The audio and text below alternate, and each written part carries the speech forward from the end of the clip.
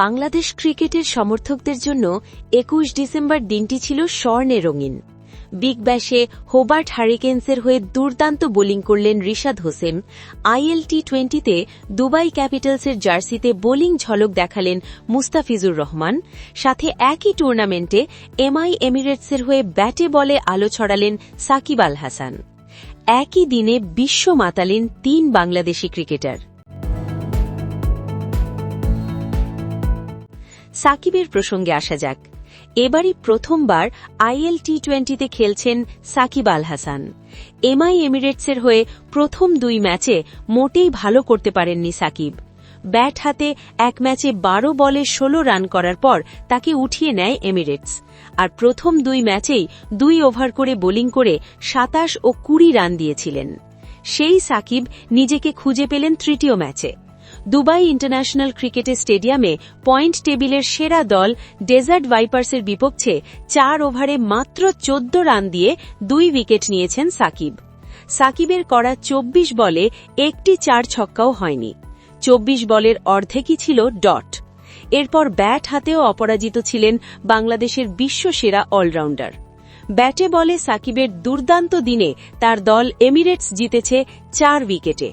এই জয়ে টেবিলের ২-এ উঠে এসেছে সাকিবের দল। ম্যাচ সেরার পুরস্কারও উঠেছে সাকিবের হাতে। সপ্তম ওভারে বোলিংয়ে আসেন সাকিব। ওভারের শেষ বলটায় পাকিস্তানি তারকাকে স্টাম্পড করে আইএল টি-20তে প্রথম উইকেট পেয়ে যান সাকিব। ওই ওভারে ৫ রান দেওয়া সাকিব দ্বিতীয় উইকেট পেয়ে যান পরের ওভারে। ইনিংসের নবম ওভারে ইংলিশ অলরাউন্ডার স্যাম কারেন ফিরতি ক্যাচ তোলেন। সাকিব সামনে ঝাঁপিয়ে ক্যাচটি নিয়েছেন। ওই ওভারে ৩ রান দেওয়া সাকিব ১১তম ওভারেও দেন ৩ রান। ১৫তম ওভারে নিজের শেষ ওভারেও ৩ রান দেন সাকিব। সাকিবের এমন কিপটে বোলিংয়ের মুখে ভাইপার্স ৭ উইকেট হারিয়ে করতে পারে ১২৪ রান। রান তাড়ায় ৬ উইকেট হারালেও ১৫ বল হাতে লক্ষ্য পেরিয়ে যায় এমিরেটস। দলের ৪ উইকেটের জয়ে সাকিব ব্যাট হাতে করেছেন অপরাজিত ১৭ রান। ব্যাটে বলে এমন উজ্জ্বল পারফরম্যান্সের সুবাদে ম্যাচ সেরাও হয়েছেন সাকিব। পুরস্কার হাতে নিয়ে সাকিব বললেন, পিচ স্পিনারদের জন্য সহায়ক ছিল। আমি ভালো জায়গায় বল ফেলতে চেয়েছি, করতেও পেরেছি। দলের জয়ে অবদান রেখে বেশ খুশি।